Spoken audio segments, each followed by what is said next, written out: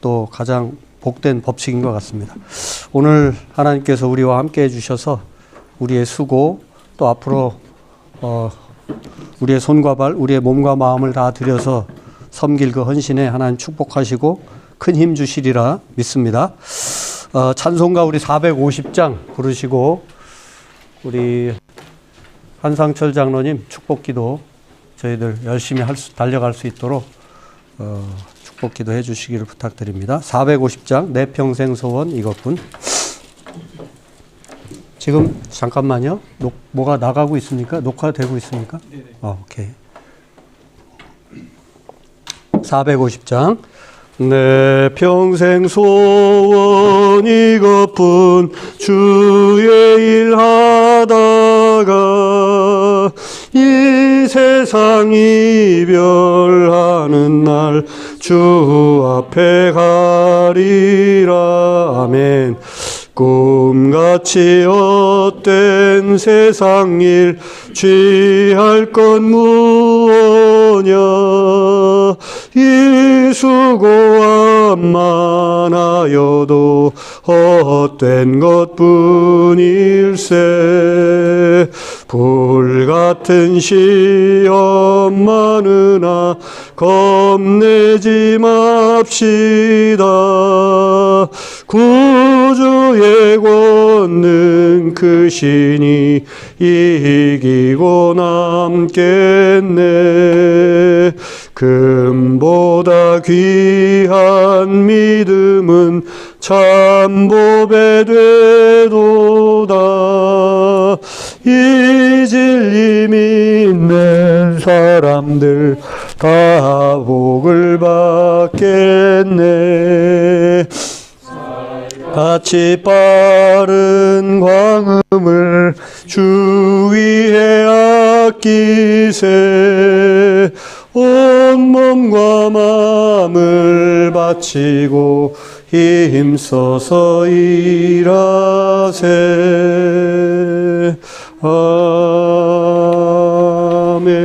아멘.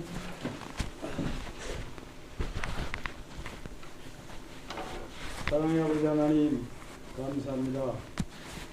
오늘도 하나님이 계획하신 귀한 날 저희들에게 허락하시고 저희들 모든 입술을 통하여 이 날이 우리 인생 최고의 날이라고 고백하게 하시니 감사합니다. 아멘.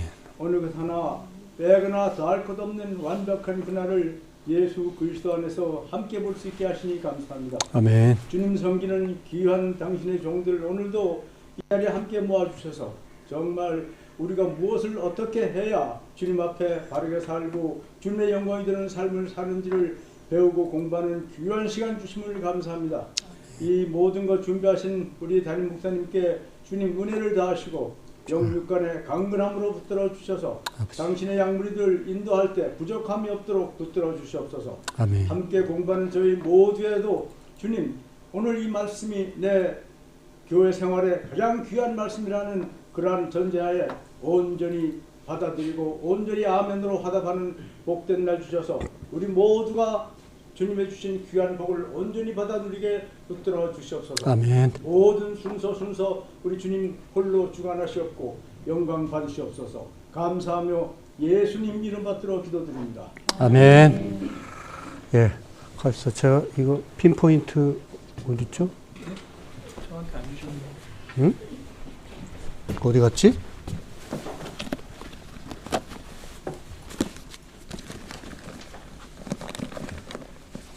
응?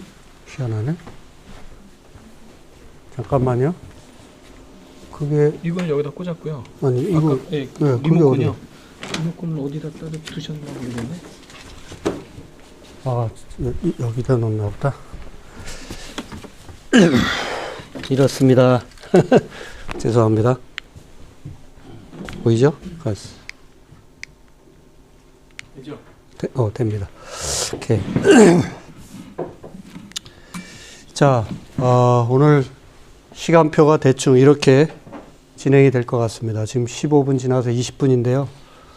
3시까지 주제 강의, 그리고 3시부터 또 45분간 우리 선교회는 어떤 스피릿으로 움직이는가, 또 섬김이들은 어떤 자세로 또 섬겨야 될 것인가, 거기까지 가능하면 끊지 않고 달려가고, 그 다음에 3시 45분부터 한 30분간 좀 이렇게 편하게 간식 좀 드시고 교제하시고, 그 다음에는 이제 우리 선교교회의 예배부터 각 분야 어떤 식으로 움직이면 좋을지 선교교회 생활에 관해서, 그리고 그 다음에는 좀 몇몇 그룹으로 좀 나눠서 분과별 모임을 갖고 거기서 나온 얘기들 좀 종합하고 기도하고 일단 맞춰지도록 내용적으로는요. 그리고 6시부터는 준비하신 만찬 같이 나누면서 또 이런저런 얘기 나누시고 교제하다가 흩어지도록 그렇게 시간 계획을 가지고 있습니다.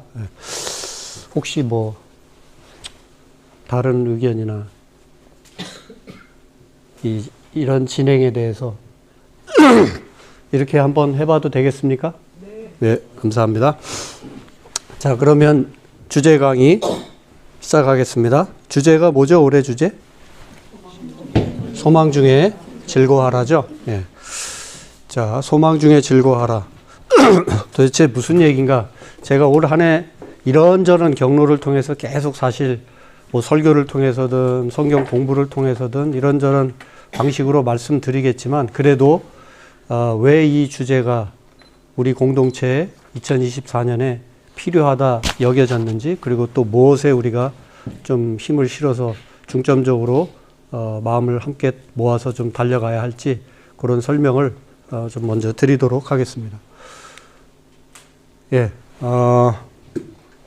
우리 일단 주제 성구가 로마서 12장 12절이죠. 예, 소망 중에 즐거워하라. 사실은 폴로 그 12절을 다 읽으면 소망 중에 즐거워하고, 그 다음에 뭐예요?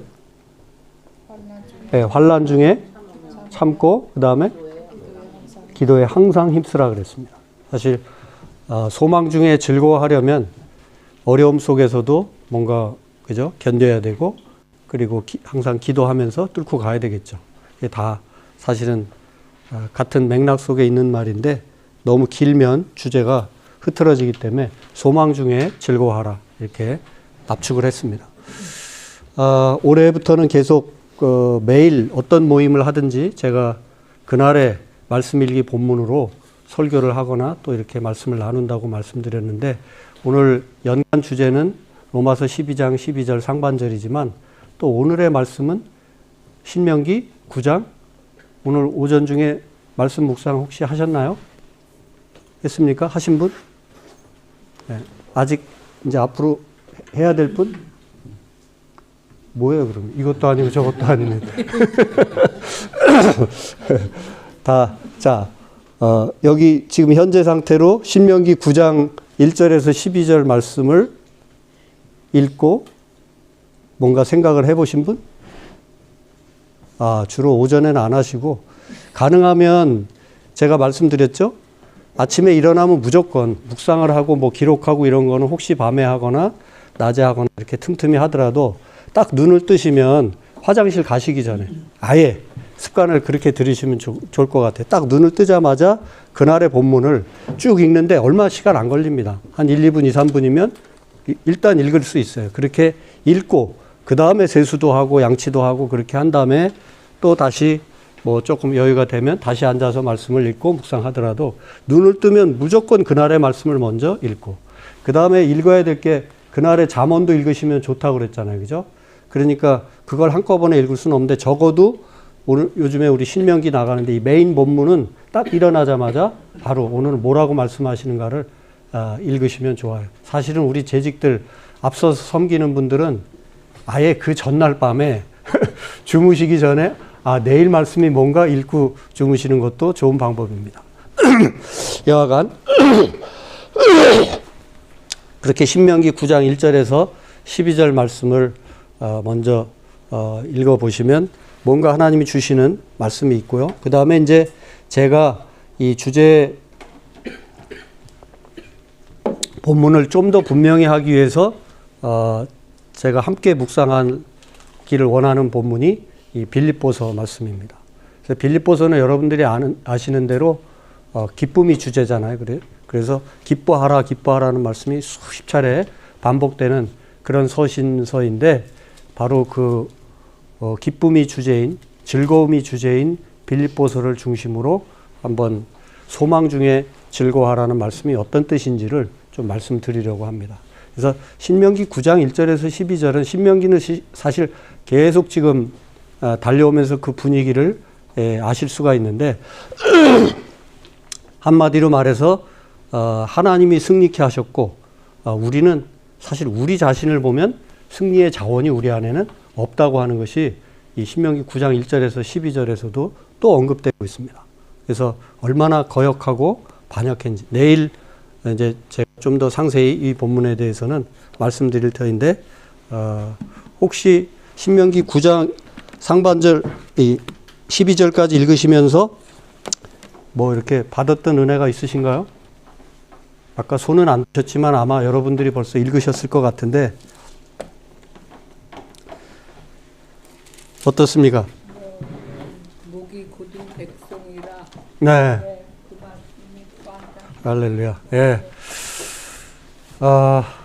천기누설이지만 내일 설교 제목에 이미 목이 곧은 백성에게 희망이 있겠나 이제 그런 식의 제목이 붙을 겁니다. 그래서 결국 목이 곧은 백성이다.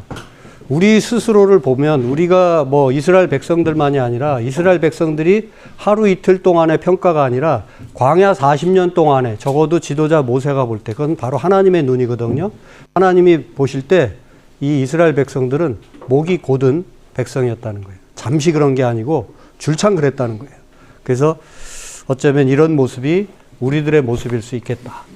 그런데도 하나님은 우리에게 뭐라고 말씀하시냐면 소망 중에 즐거워하라 말씀하시니 그러면 소망은 어디서부터 오겠나? 우리에서부터는 절대 오지 않는다는 겁니다. 그래서 하나님께만 기대하고 하나님께만 소망을 둘 수 있어요. 사실은 제가 지금 이 드린 말씀이 전부입니다. 좀 짜게서 말씀드리면 우리가 소망을 말하지만 사실은 어떻게 된 거죠? 소망을 말하지만 그 소망이 반드시 믿음과 연관되어 있다고 말씀드렸습니다. 믿음은 바라는 것들의 실상이라고 했죠. 소망하는 것들, 원하는 것들의 실상이요. 그래서 믿음과 소망과 믿음은 동전의 양면처럼 우리가 믿는다고 하면서 소망이 없다? 말이 안 되는 거죠.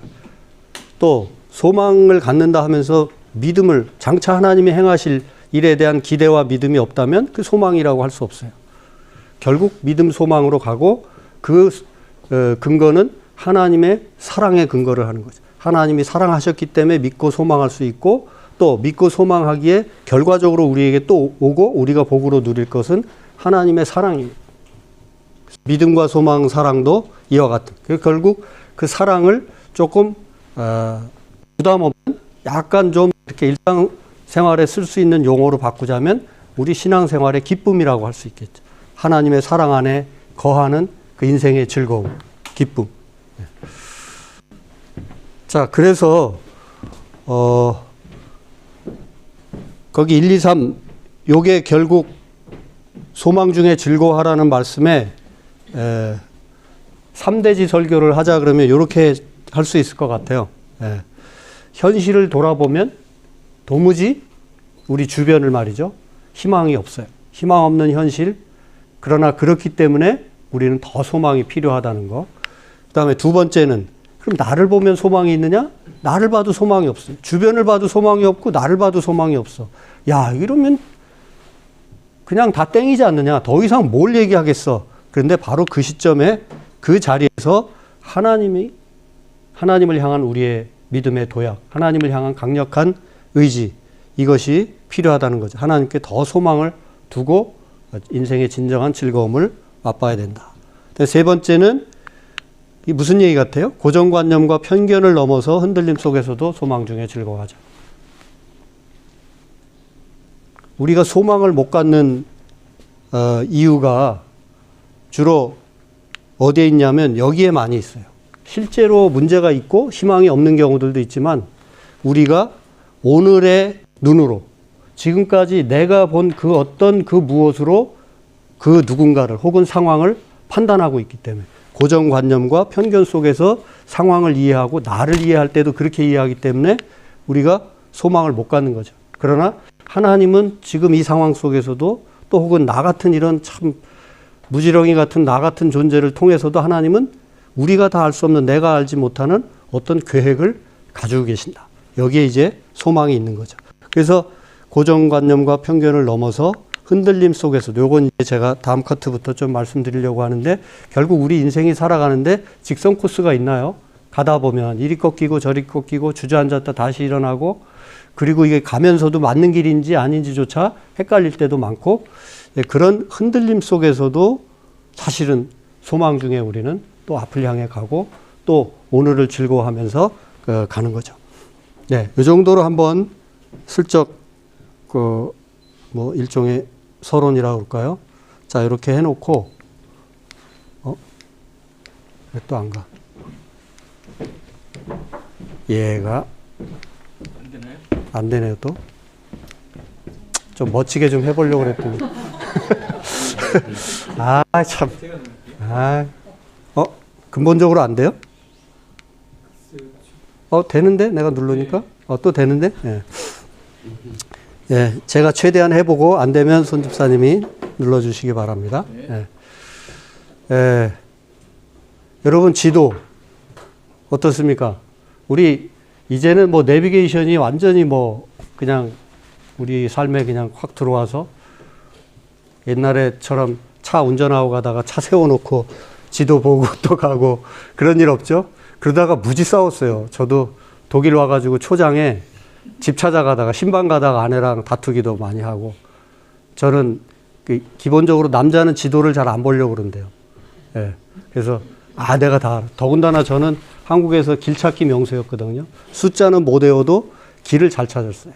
그래서 지도를 안 봐도 잘 가던 사람이고 그러다 보니까 지도 없이도 막 가다가 지도에 의지하고 세워서라도 지도를 확인하고 가려고 하는 아내랑 이렇게 말다툼이 생기기도 하고 그런데 제가 제 자랑을 하려고 하는 게 아니라 사실은 시간이 이제 좀 지나다 보니까 여러분 지도가 이제 필요 없게 되는 지도를 보고 앉아서 가는 그런 사람이 이제 거의 없어요.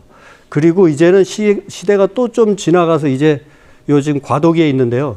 지금은 지도 보고 다니는 그런 때가 이제 아닙니다. 이제 곧 있으면 자율주행 시대가 오는데 자율주행도 지도를 기반으로 한 자율주행이 지금 어떤 회사들이 있고 그 다음에 이 눈을 기반으로 한 눈으로 그냥 자기가 카메라 렌즈처럼 보고 다니면서 즉각 판단하는 그런 식의 이제 그런 방식이 있는데 지금 이 후자 방식이 점점 이제 승기를 잡아가고 있습니다. 그러니까 그게 뭐예요? 지도라는 거는 얄하게 만들어놔도 조금만 뭐 공사를 시작하고 뭐 하면 1, 2년 지나면 금방 또 바뀌는 거예요. 맨날 지도를 다시 바꿔가면서 그 지도에 의존해서 갈 수 없죠.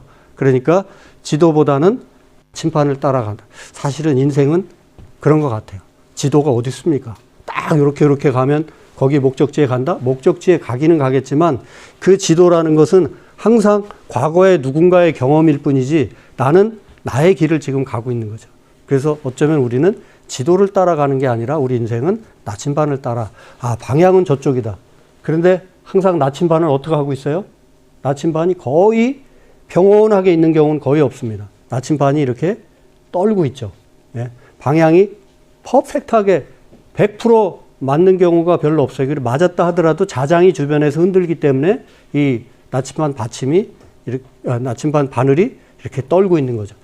저는 그게 우리 인생인 것 같아요. 이 길이 맞지 않겠나.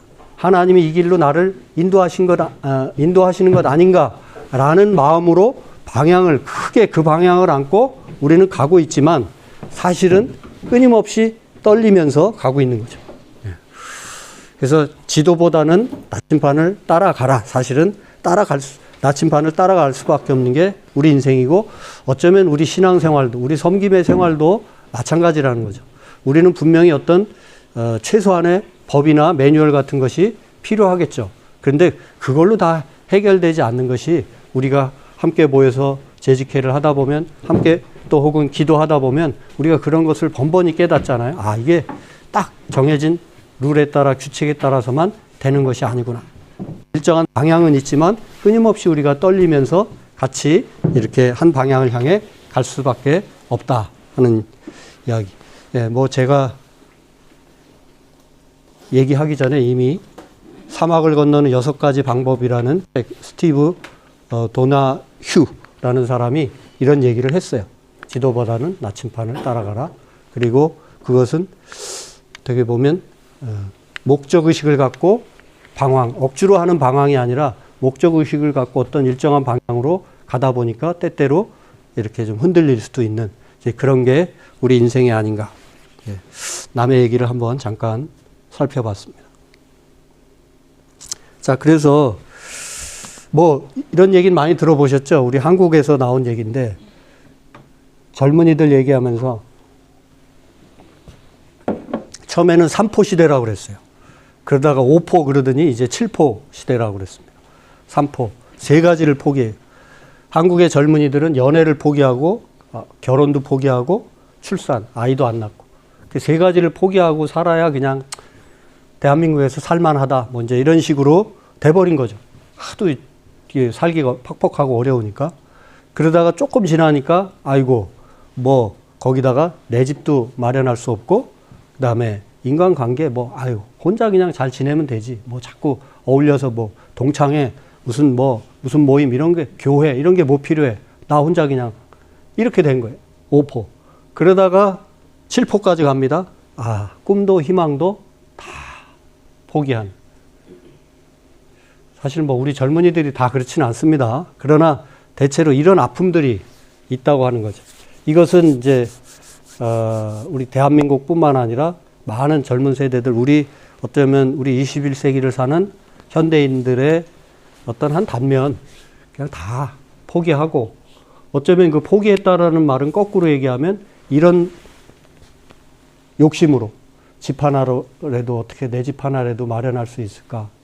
뭐 어떻게 하면 연애 좀 잘할 수 있을까? 뭐 이런 그게 잘 안 되니까 이제 그런 것 정도가 하나의 꿈이고 희망인 그런 시대를 그런 사회를 살아가는지도 모릅니다. 어쨌든 희망을 상실한 이 시대에 교회는 희망을 말할 수 있겠나?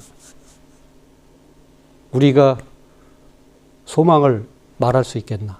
이제 그런 질문을 우리는 던져보지 않을 수 없는 거죠. 그죠? 소망 중에 즐거워하라 그랬는데 과연 내 안에 소망이 있나? 우리 교회가 소망을 가질 수 있는가? 소망을 말할 수 있는 것인가? 이런 얘기를 이제 이런 생각에 전혀 이런 생각이 떠오르지 않는다 그러면 그 오히려 비정상이겠죠. 그죠? 좀 더 진지하게 나를 들여다보고 우리 공동체를 주님의 몸된 교회를 사랑하는 그 마음으로 이 말씀을 받으면 소망 중에 즐거워하라는 말씀은 반드시 내게 소망이 있나? 우리 교회는 소망이 있나? 이런 생각을 하게 이런 질문을 배제할 수 없는 것 같습니다. 그래서 제가 뭐 이런저런 일반적인 얘기를 드리는 것보다 성경에 나오는 얘기, 그 사무엘상에 보면 그 사무엘상 앞부분에 보면 계속 블레셋과의 전쟁 속에 이 언약궤가 이리저리 옮겨 다니게 되는 그런 내용들이 있어요. 그걸 제가 다 설명할 수는 없지만 간단히 얘기하면 그냥 어느 날인가 이 언약궤를 들고서 모시고 전쟁터로 나가면 블레셋을 완전히 격파할 수 있겠다 해가지고 언약궤를 앞세우고 나갔는데 어떻게 됐어요? 언약궤가 뺏겼어요. 전쟁도 지고 블레셋한테 언약궤를 다 뺏겼습니다. 그 소식을 엘리 제사장이 대제사장이 전해 듣고는 이렇게 뒤로 자빠지고 뭐 이제 그런 내용들을 여러분 기억하실 겁니다. 그때 성경이 뭐라고 거기 기록하고 있냐면 엘리 대제사장이 되게 몸이 둔하고 비대했다.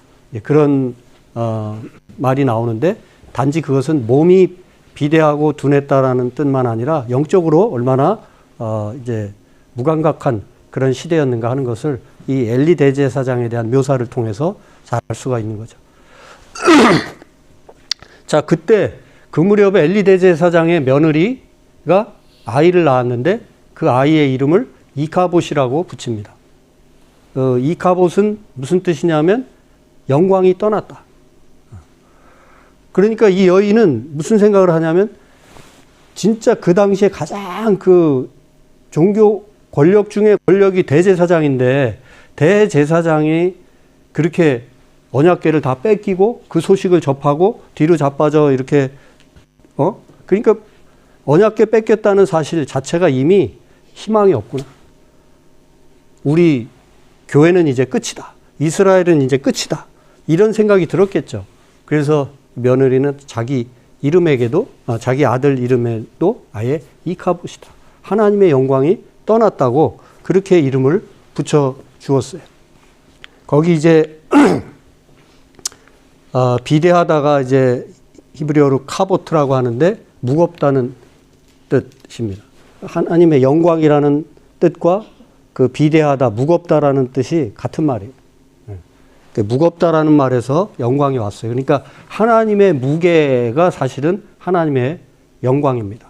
그런데 카보트, 이 영광이, 이 무거움이 떠나버린 거예요. 없는 거예요. 그래서 하나님의 그 어떤 웅장하신 무게, 하나님의 어떤 존재감 이런 게 다 떠났다. 이것이 바로 이 카봇, 영광의 부재, 하나님의 영광이 떠났다. 그런 말입니다. 자, 이 여인의 이 여인이 아이에게 이름 붙여준 그 이름은 그 당시에 하나의 뭐라 그럴까요? 현실을 그대로 반영한 거라고 볼 수가 있죠. 그러면 이 이카봇이라는 이름에만 우리가 의존한다면 더 이상 희망이 없어요. 근데 사무엘서를 쭉 읽다 보면 가장 희망이 없는 가장 어두운 그때의 사무엘이 이제 사무엘서 1, 2장 앞부분에 보면 이미 눈물 어린 한나의 기도를 통해서 잉태된 이 사무엘이 조금씩 자라면서 이 사무엘을 통해서 하나님의 역사가, 사무엘은 희망이 전혀 없는 이 엘리 제사장 밑에 들어가서 소위 말해서 훈련을 받았잖아요. 그리고 엘리 제사장의 그 아들들이 얼마나 못돼 먹었습니까? 속된 말로 삼지창으로 재물들을 빼먹은, 요즘으로 말하면 교인들이 헌금한 거를 중간에서 가로채가지고 지 입에다 넣었든 주머니에 넣었든 그런 말도 안 되는 제사장 그 밑에서 자랐는데 희망이 있겠어요? 야, 이래가지고 무슨 사무엘이 저런 놈들 밑에서 배우고 자랐는데 희망이 있을까? 이게 성경의 전반적인 분위기입니다. 그런데 사무엘을 통해서 하나님의 새로운 역사가 계속되었고 거기서 사울 왕에 이어서 다윗 왕이 등장하게 되고 이제 이런 역사, 소위 말해서 가장 절망적인 가장 어두운 그 시대에 사무엘을 비롯해서 이런 하나님의 역사가 서서히 다시 움직이고 있는 것을, 희망의 싹이 트고 있는 것을 보여주는 것이 이 사무엘기입니다.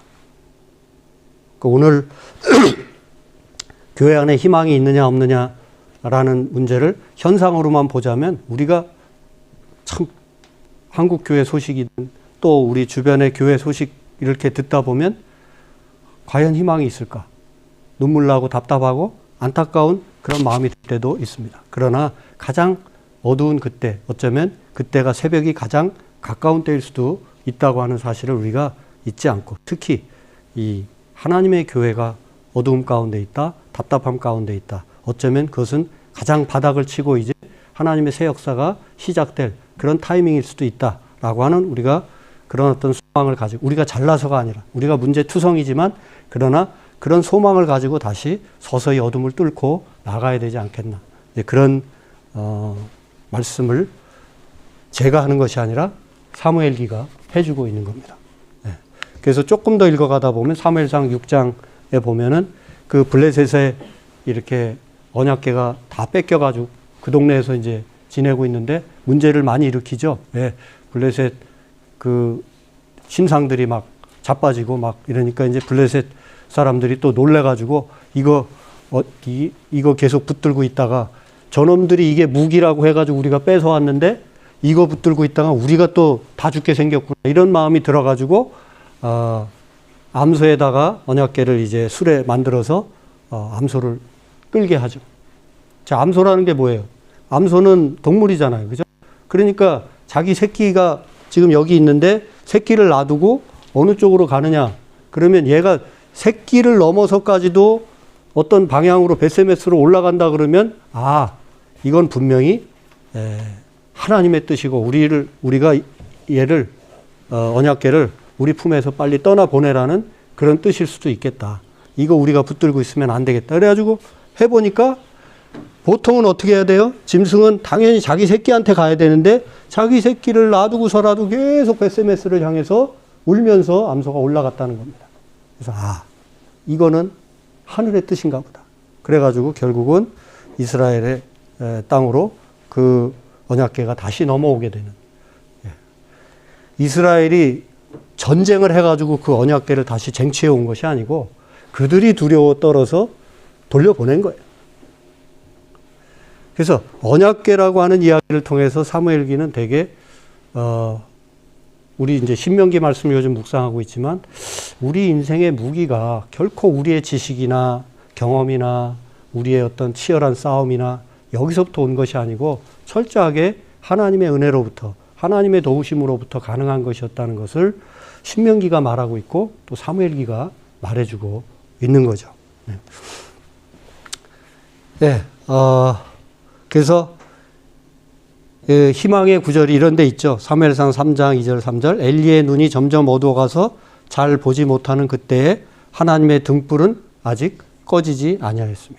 이게 그냥 물리적으로 그 성소의 등불을 꺼놓지 않고 있었다라는 그런 말이기도 하지만은 사실은 여기에 희망의 메시지가 약속이 있는 거죠.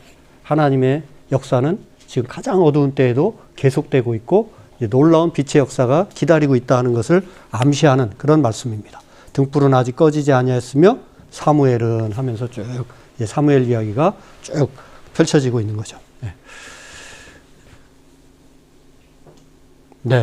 그리고 사무엘이 어떤 태도로요? 말씀하옵소서 주의 종이 듣겠나이다.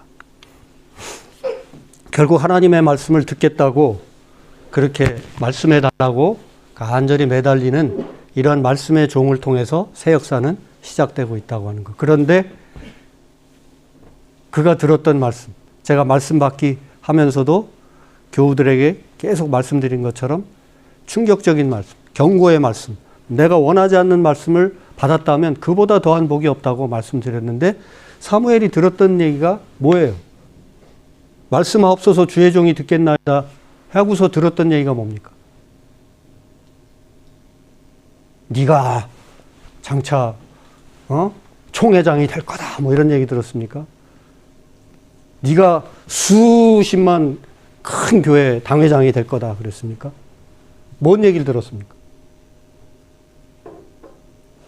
엘리 제사장의 비리 그리고 자식들의 그 비리. 그래서 이게 더 이상 나는 이런 모습을 참을 수가 없다 하는 그런 말씀을 듣는 거예요. 그 계속 뭔가를 듣는 것 같으니까 엘리 제사장이 묻잖아요. 무슨 얘기를 그렇게 하나님은 너를 자꾸 불러가지고 하시더나. 괴로운 말씀을 듣는 겁니다. 괴로운 말씀을 듣는데 사실은 그게 진정한 시작이었다는 거예요. 그래서 오늘 우리가 오늘뿐만 아니라 올 한 해 말씀 묵상하고 또 서로 교제하면서 좀 힘겨운 말씀을 받을 수도 있고 우리의 힘겨운 상황들을 함께 나눌 수도 있지만 그러나 사실은 그때 하나님의 말씀을 좀 괴롭고 답답하고 쉽게 받아들이고 싶지 않은 말씀이 내게 주어진다 하더라도 그 말씀을 내가 듣고 그 말씀에 떨리면서 가게 될 때 진정으로 우리의 한 해 또 우리의 남은 인생이 소망이 있다. 이렇게 말씀드릴 수 있는 겁니다. 예. 자, 그렇게 소망의 어떤 근거를 좀 생각해 봤는데, 그럼 소망 중에 즐거워하라 그랬는데, 즐거움의 방향, 즐거움의 향방을 한번 좀 생각해 볼 필요가 있겠죠? 이 까미라는 사람이 이런 말을 했어요. 행복이 뭔지 계속 묻는다면 결코 행복할 수 없다. 이게 뭔 말 같습니까? 우리가 새해 복 많이 받으라고 인사하면서 복 많이 받으라 그러지만 만약에 우리가 이 말을 계속 다니면서 복 많이 받아 너 행복해야 돼 1년 내내 2월이 돼도 그렇고 3월이 돼도 그렇고 행복 안 하다는 증거예요. 그죠? 행복을 나는 어떻게든 행복해야 돼 이런 사람들 행복한 거 봤습니까? 행복은 그런 데서 오는 게 아니에요. 행복을 무슨 목표로 딱 두고 나는 행복해야지 막 이래가지고 막 그렇게 행복이 그렇게 오는 게 아니고 행복은 부수적으로 따라오는 거예요. 어떤 하나님이 주시는 어떤 목적, 하나님이 주시는 어떤 삶의 방향, 이것을 따라서 아까 나침반 얘기 드렸는데 어떤 그 일정한 방향을 향해서 꾸준히 나아가게 될 때 때때로 흔들리고 답답하고 어려운 일들이 있지만 그 과정 중에 행복이 있는 거예요. 제가 언젠가도 말씀드렸지만 제가 산책하다가 그 독일어 문장을 만났는데 딱 이런 거예요. 그냥 한마디로 행복은 행복은 그 과정 중에 있다. 왜냐하면 행복은 목적지에 도달하면 이미 모든 것이 끝나버린 상태이기 때문에 그런 그 문장을 제가 보고서 그렇지 그런 생각이 들은 때가 있었는데요. 행복은 과정이에요, 사실은. 오히려 행복은 더 큰 어떤 목적을 향해서 우리가 달려가게 될 때 자연스럽게 따라오는 그 무엇이죠. 그래서 내 자신의 행복보다 더 큰 목표가 우리 안에 있어야 됩니다. 그게 미션이 될 수도 있고 어떤 부르심이 될 수도 있고 어떤 식으로 표현할 수 있겠지만 어쨌든 내 자신의 행복이 우리는 제일 소중해 보이는 듯 하지만 사실은 그게 아니라는 거예요. 그게 목표가 될 때는 이제 그다음부터 행복이 사라지기 시작합니다. 그래서 사람들이 행복을 찾다 보니까 가장 쉬운 게 뭐예요? 자, 요거 한번 세상에서 가장 불쌍한 사람은 가돈사이다. 조금 그 사이를 채워보시겠어요?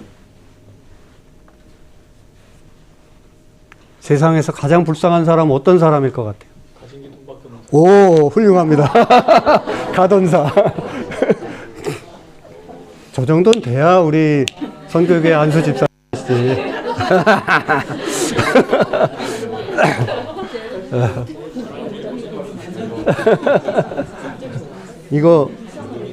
이 교환 제가 절대 먼저 넘긴 것도 아니고 답을 미리 제공한 것도 아닙니다. 가돈사. 가진 게 돈밖에 없는 사람. 이거 제일 불쌍한 사람이고 가장 불행한 사람입니다. 자기는 뭐 있는 것 같고 막 주변에서도 막 부러워하는 것 같고 야 엄청 행복하겠구나 그런데 가장 불쌍한 사람입니다. 제가 돈 없어서 자존심 상해서 이러는 거 아닙니다. 뭐 억하심정으로 이러는 거 아니에요. 진짜 그래요. 가진 게 돈밖에 없다면 이거 인생이 얼마나 끔찍합니까 진짜. 불쌍하고. 근데 이걸 자꾸 추구하는 사람들이 있다니까. 돈만 있으면 돼. 다 필요 없어. 돈만 있으면 나 혼자 밥 먹고 혼자 술 마시고 혼자 여행 가고 뭐 자식이 뭐 필요하고 뭐 그냥 혼자 즐겁게 살래. 가장 불쌍한 사람이죠. 자, 불쌍한 사람 요 비슷한 사람이 성경에 나와요. 나라의 절반을 주고서라도 몇 시간의 행복을 사보려고 했던 그런데 결코 그 행복을 얻을 수 없었던 한 사람. 자, 히읗으로 시작합니다. 헤롯. 누구예요? 반장님. 오늘의 반장님, 우리 선교교회 피택 권사님 자리에 있습니다. 자, 마가복음 6장은 제가 여러 차례 말씀드린 바 있는데 마가복음 6장에는 크게 아주 대비되는 두 잔치가 나옵니다. 하나는 헤롯의 잔치고 하나는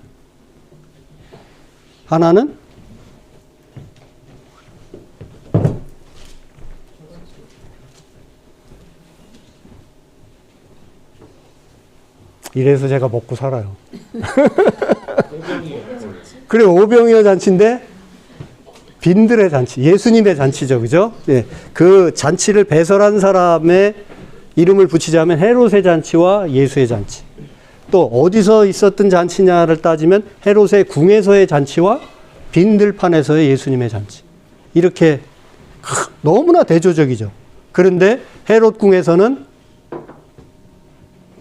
뭐가 일어났어요? 누가 죽었죠? 예?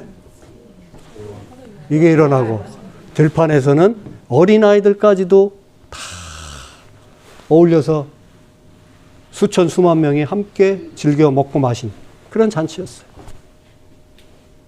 아무것도 없었는데 뭐 요만큼 떡 몇 조가리 생선 몇 마리 있었는데 그걸로 수천 수만 명이 먹고 즐거워했던 12광주리에 또 남겨두었던 그런 잔치였다고 그랬어요. 자, 여기서 헤롯이 어떻게 하려고 했습니까? 헤롯이요, 야, 네 소원을 내가 설마 춤 한번 춰봐라. 네가 소원을 말하면 어떻게? 이 나라의 땅 절반이라도 내가 주마. 큰 소리 떵떵 치면서 거기 모인 사람들 앞에 진짜 가돈사였어요. 자기가 가진 거, 내가 이런 사람이야. 그러면서 딸에게 춤추기를 그러면서 소망을 말해보라고. 그런데 딸이 엄마한테 가서 헤로데한테 가서 뭐라고 엄마 얘기할까? 그러니까 뭐라고 그래요?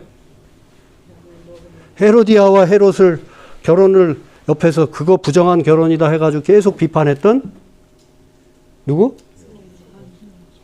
세례 요한의 목을 담아오라고 그걸 요구하라고 그랬던 거 아니에요? 그 결국 세례 요한의 목이 날아가 버린 그런 처참한 그런 잔치라고 할 수 없는 그런 행복. 사실은 자기 땅도 아니에요. 헤롯이 무슨 진짜 땅 절반을 줄 수 있는 사람입니까? 헤롯은 분봉왕, 소위 말해서 로마 황제를 대신해서 그냥 중간에서 다스리고 있던 그런 적인데 땅 절반 달라고 그러면 진짜 지가 주겠어요? 주지도 못하면서 그렇게 허세를 부리고 과연 그런 데서 행복이 오겠느냐. 즐거움이 없습니다.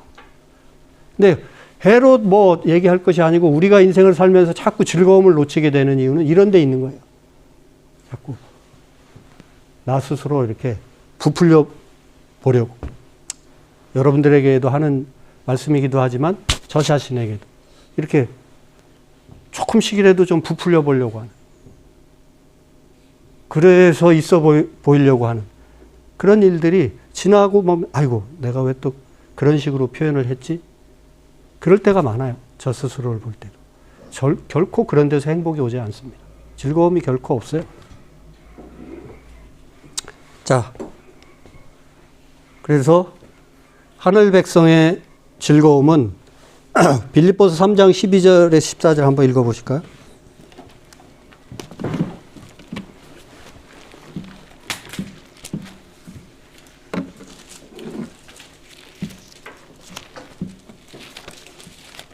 빌립보서 3장 12절에서 14절.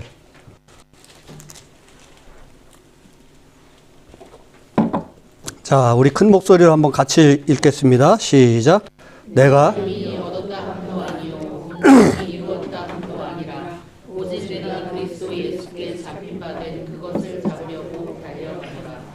형제들아, 나는 아직 내가 잡은 줄로 여기지 아니하고 오직 한 일, 즉 뒤에 있는 것은 잊어버리고 앞에 있는 것을 잡으려고 표대를 향하여 그리스도 예수 안에서 하나님이 위에서 주신 부름의 상을 위하여 달려가노라. 아멘. 예. 다 된 것이 아니고, 그죠? 예. 오직 뒤에 있는 것은 다 잊어버리고 하나님의 그 표대를 향해서 또 하늘에 위에서 부르신 그 부름의 상을 향해서 오늘도 달려가노라. 오늘도 걸어가노라. 오늘도 앞으로 달려가노라. 이 과정 중에 행복이 있고 즐거움이 있는 거예요. 그 자체로. 네, 달려가 보기 전까지는 계속 고역일 뿐이고 아무것도 아니다. 그런 삶을 살아서는 안 되죠. 하루하루 순간순간 우리 장로님 기도해 주신 것처럼 오늘 이 순간이 가장 복된 하루고 귀한 시간인 것을 우리가 느끼면서 그러나 여기에 최종 만족하지는 않죠. 또 내일을 향해서 또 내일을 향해서. 그래서 결국 하나님 앞에 온전한 모습으로 서기 위해서 한 걸음 한 걸음 달려가는 겁니다. 그 과정이 즐거움이에요. 이 과정 중에 이제 따지고 보면 빌립보서 안에 제가 뒤져보니까 이런 즐거움들이 있는 거예요. 그냥 빌립보서는 막연히 읽으면 기뻐하라, 기뻐하라 이렇게 돼 있으니까 그냥 뭐 기뻐하라 그런 거지. 그런데 이렇게 좀 더 세밀하게 현미경을 가지고 들여다보면 기도하는 기쁨을 가지라는 것이고 또 예배하는 기쁨, 또 함께 배우고 전하는 소위 교육하고 또 전도하는 즐거움, 그리고 섬기는 즐거움, 그리고 무엇보다 서로 함께하는 그런 기쁨. 이게 우리 하늘 백성의 진정한 소위 이 하늘의 부름의 상을 향해서 한 발 한 발 앞을 향해 달려나가는 자들의 삶의 기쁨이 여기에 있는 것이구나 하는 것을 알려주고 있어요. 자, 빌립보서 1장 3절에서 6절 누가 한번 금방 나오나요? 화면이? 아니면 누가 한번 바로 읽어주시겠어요? 제가 읽겠습니다. 네. 내가 너희를 생각할 때마다 나의 하나님께 감사하며 간구할 때마다 너희 무리를 위하여 기쁨으로 항상 간구함은 너희가 첫날부터 이제까지 복음을 위한 일에 참여하고 있기 때문이라. 너희 안에서 착한 일을 시작하시니가 그리스도 예수의 날까지 이루실 줄을 우리는 확신하노라. 아멘. 예, 거기서도 보면은 내가 어떻게 한다고요? 어떻게 한다고?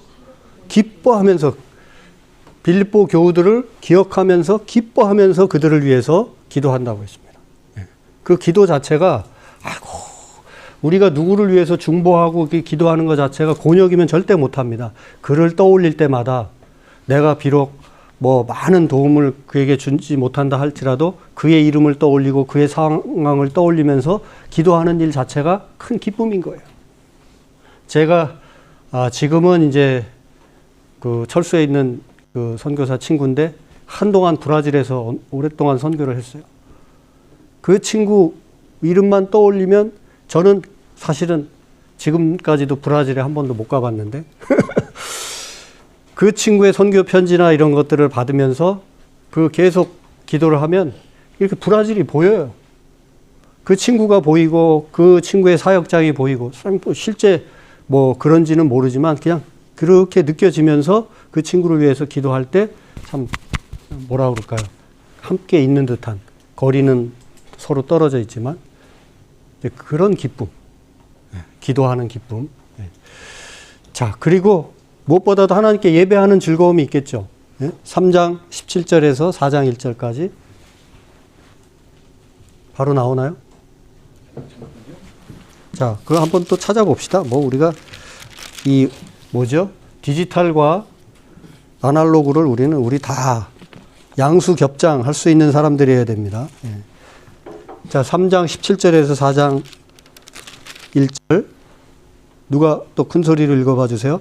여기 나오네요. 다 같이 시작. 형제들아 너희는 함께 나를 본받으라. 그리고 너희가 우리를 본받은 것처럼 그와 같이 행하는 자들을 눈여겨보라.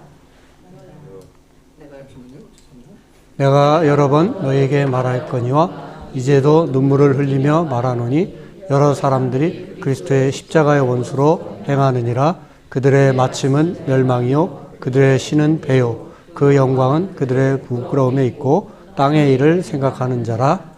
그러나 우리의 시민권은 하늘에 있는지라.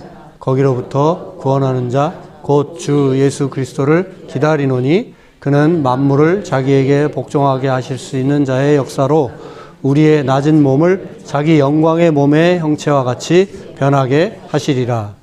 그러므로 나의 사랑하고 사모하는 형제들, 나의 기쁨이요 면류관인 사랑하는 자들아, 이와 같이 주 안에 서라. 예. 아멘. 예. 우리의 시민권은 하늘에 있다. 예수 그리스도를 끊임없이 기다리면서 그리고 우리 몸을 온전히 변하게 신비한 몸으로 변화시켜 주실 그분만을 바라보면서 오늘도 형제 자매들 함께 나의 기쁨이요 면류관인 사랑하는 자들아 이와 같이 주 안에서 함께 서라. 이 모든 것들은 하나님께 영광 돌리는 예배하는 자의 모습이라고 할 수가 있습니다. 계시록에서 함께 예배하는 그런 천국의 모습을 또 연상할 수 있죠. 예. 그 다음에 빌립보서 1장 12절에서 18절까지 좀 깁니다만은 쭉 보면, 네. 자, 요것도, 좀 길어서 간단히, 요약하면 결국 무슨 말입니까? 바울의 메인 일이 복음 전파의 그 통로가 되었다는 거고, 그래서 어떤 식으로 하든지 간에 자기를 흉내내서 하든 뭐 어떻게 하든지 간에 복음이 전파되고 그리스도가 전파되는 것 나는 기뻐하지 않을 수 없다. 예, 그렇게 말하고 있죠. 그래서 배우고 전하고 가르치는, 내가 잘 배우고 뿐만 아니라 그것을 가르치고 그 다음에 여기저기 다니면서 복음을 전하는데, 내가 복음 전하는 것도 기쁨이고, 그 다음에 어떤 이는 심지어 바울을 시기 질투하면서 바울보다도 내가 더 1등 해야지, 잘해야지, 내가 더 칭찬받아야지. 이런 조금은 순수하지 못한 불순한 마음으로 복음을 한다 하더라도 결국 전해지는 것은 주의 복음이 전해지는 것이기 때문에 나는 그것조차도 기뻐한다고 하는 그런, 참, 예? 이럴 때 보면 바울이 참, 그죠? 예. 바나바랑 싸울 때 보면 되게 쪼잔한 인간 같았는데 이럴 때 보면 정말 큰 분이에요. 예. 자, 이런 진짜 복음이 전파되는 일에서만큼은 나는 너무 기쁘다라고 하는 이런, 예? 통큰 선교사의 마음. 예. 그 다음에 빌립보서 4장 15절 19절 또 나옵니까? 한번 읽어볼까요? 시작. 빌립보 사람들아 너희도 알거니와 복음의 시초에 내가 마게도냐를 떠날 때 주고받는 내 일에 참여한 교회가 너희 외에 아무도 없었느니라. 데살로니가에 있을 때에도 너희가 한 번뿐 아니라 2번이나 나의 쓸 것을 보내었도다. 내가 선물을 구함이 아니요 오직 너희에게 유익하도록 풍성한 열매를 구함이라. 내게는 모든 것이 있고 또 풍부한지라. 에바브로디도 편에 너희가 준 것을 받음으로 내가 풍족하니 이는 받으실 만한 향기로운 제물이요 하나님을 기쁘시게 한 것이라. 나의 하나님이 그리스도 예수 안에서 영광 가운데 그 풍성한 대로 너희 모든 쓸 것을 채우시리라. 아멘. 예. 자, 이 섬기는 즐거움을 이렇게까지, 예? 확실하게 말해주고 있죠. 예. 자, 그리고 마지막 한 구절 더 볼까요? 빌립보서 2장 1절에서 4절. 시작. 그러므로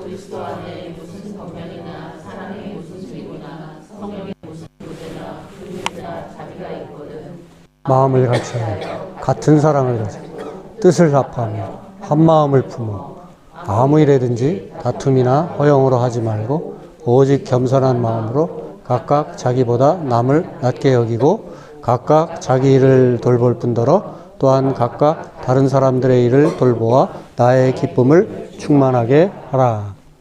아멘. 예, 함께 섬기는데 함께하는 그 즐거움. 예. 그런 기쁨을 여러분들이 이미 다 맛보실 줄 아는데,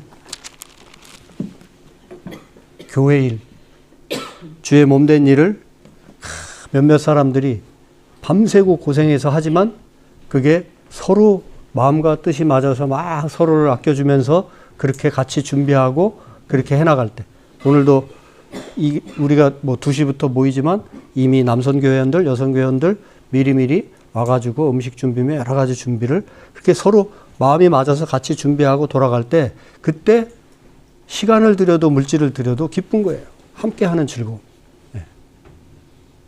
그래서 제가 몇 번 말씀드리지만 백지장도 맞들면 낫다 그랬는데 그 얘기, 백지장도 맞들면 낫다는 얘기는 백지장이 맞들여지지 않으면 백지장이 찢어진다는 얘기예요. 들으면 그냥 가볍게 들리는데 한 사람은 안 들고 한 사람만 들으려고 찢어지는 거예요. 이 일이 무거울 뿐만 아니라 잘 되지도 않을 뿐만 아니라 이렇게 완전히 찢어져 버리는 겁니다. 자, 그래서 시간이 지금 이게 원래 그 3시에 끝나야 되는데 우리가 시작 자체를 늦게 했죠, 그죠? 그래서 3시 15분에 끝나도록 하겠습니다. 자, 올해 목회 중점 사항은 첫 번째 말씀 일기 본문 따라, 이건 계속 말씀드렸고요. 그 다음에 주보에 아마 114 운동 계속 주보에 써 있어도 아마 이게 뭔지 모르시는 분들 여기 계실 수도 있을 거예요. 하루에 한 번 말씀 일기를 쓰고, 그리고 하루에 4장 성경을 읽고, 그래서 114예요. 114 운동을 계속 하고 있고, 그래서 지금 성경 200 몇 독입니다 해가지고 계속 성경 1독 하셨습니다.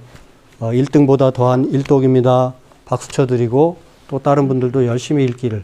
그래서 한편으로는 성경을 꾸준히 하루에 한 4장씩 읽어가면 1년에 1독을 할 수 있거든요. 그렇게 4장씩 읽어가시고, 그 다음에 매일 그 묵상 본문 묵상하고 말씀 일기를 단 한 줄이라도 한번 써보자. 이게 이제 우리 선교교회 어떤 스피릿 얘기하지만 이거죠. 그냥 이거 열심히 하자고.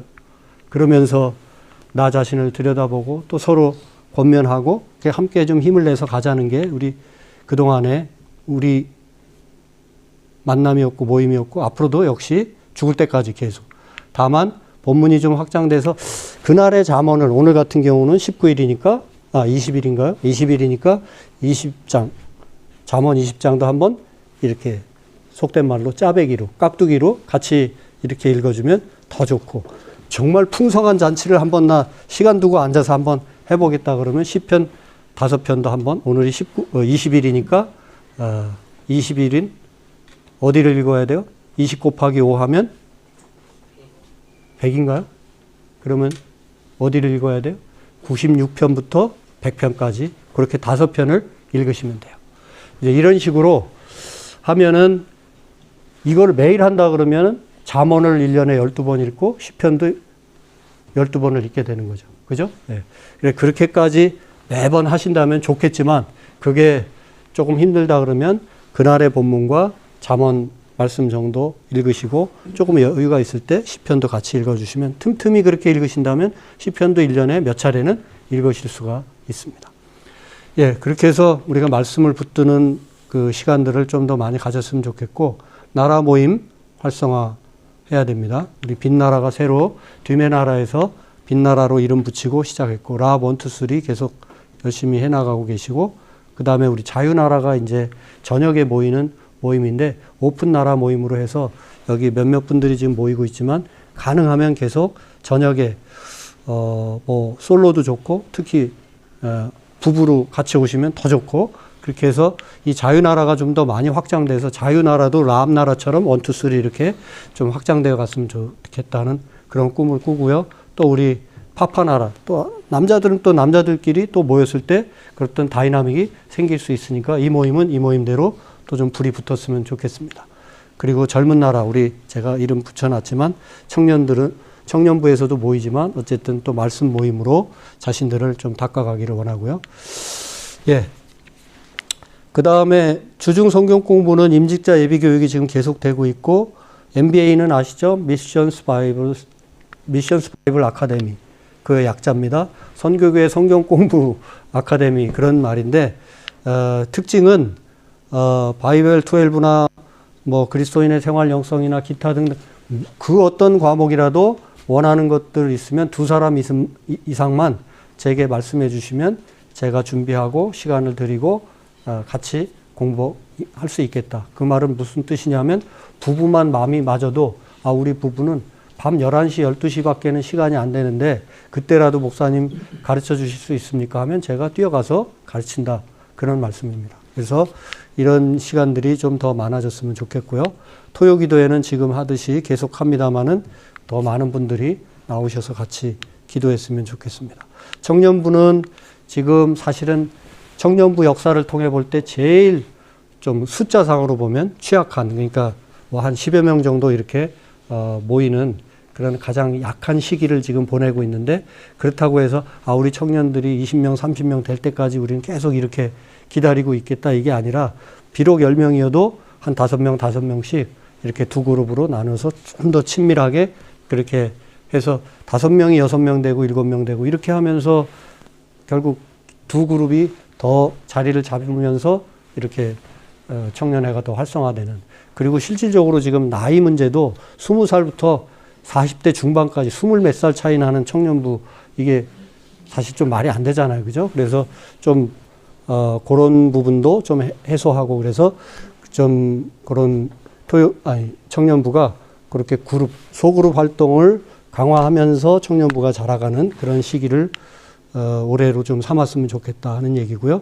그 다음에 교인 수련회가 우리 교회처럼 어쩌면 해마다 무조건 어디로 나가서 3박 4일, 2박 3일 이렇게 교인 수련회를 우리가 안 하잖아요.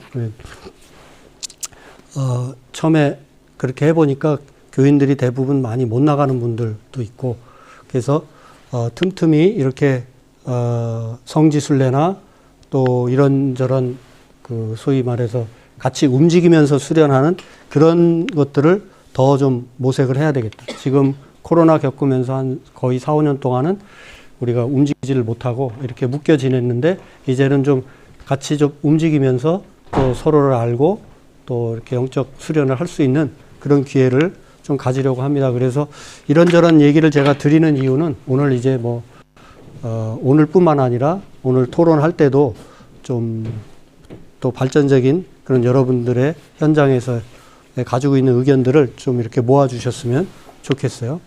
그리고 2세 및 다음 세대 후원 사역은 여전히 우리 교회뿐만 아니라 지역 교회들이 연합해서 계속 해나가도록 하고, 이웃 교회와의 협력도 역시 계속해야 되겠죠. 우리 이광열 목사님, 저희가 이제는 돕는다고 말할 수 없는, 우리가 도움을 오히려 많이 받아야 되는 그런 거지만, 그러나 우리의 기도와 이런 마음으로부터 나오는 그런 후원이 훨씬 그 어느 때보다도 필요한 것 같습니다. 소중한 자리 하나님이 우리 이세 목사님을 세워주셨고, 수백여 개 외국인 교회 그 공동체를 케어하고, 독일 교회, 이 독일 사회 속에 충분히 인터그라션이 될 수 있도록 그 모든 것들, 그 다음에 선교적 역량들이 확장되어 갈 수 있도록 하는 그 일의 핵심에 우리 이광열 목사님 같은 분이 계시니까, 그 일들을 거기 계시는 동안 잘 감당할 수 있도록 우리가 계속 기도하고 협력하고, 또 그 관련해서 이카카 외국인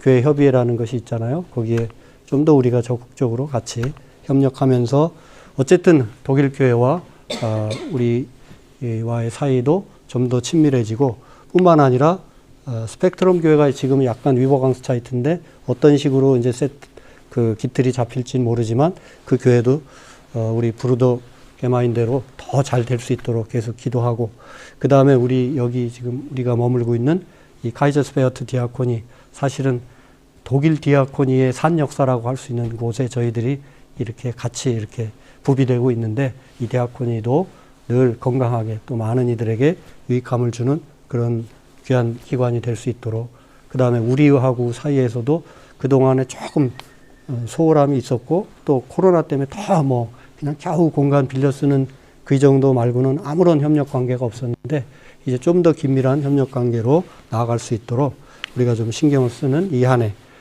그 다음에 이제 작년에 우리 선교사들 한 20여 분께 그 아이들이 편지를 써보내고 또 조그만 선물 이렇게 보내고 했는데, 우리가 한 액션에 비해서는 선교사님들이 그렇게 하니까 그 선교지의 상황들을 또 사진을 또 영상을 찍어서 보내주시기도 하고, 감사하다는 인사가 저희가 요만큼 보내면 그분들에게서는 이만큼씩 오는 이런 것들을 경험하게 되면서, 선교사들에게 편지 쓰는 이런 일들은 좀 꾸준히 하면서, 그 다음에 우리가 역량이 되는 대로 최대한 한두 분씩이라도 계속 좀 더 물질적으로라도 지속적으로 좀 도울 수 있으면 더 좋지 않겠느냐, 이제 그런 생각을 해봅니다.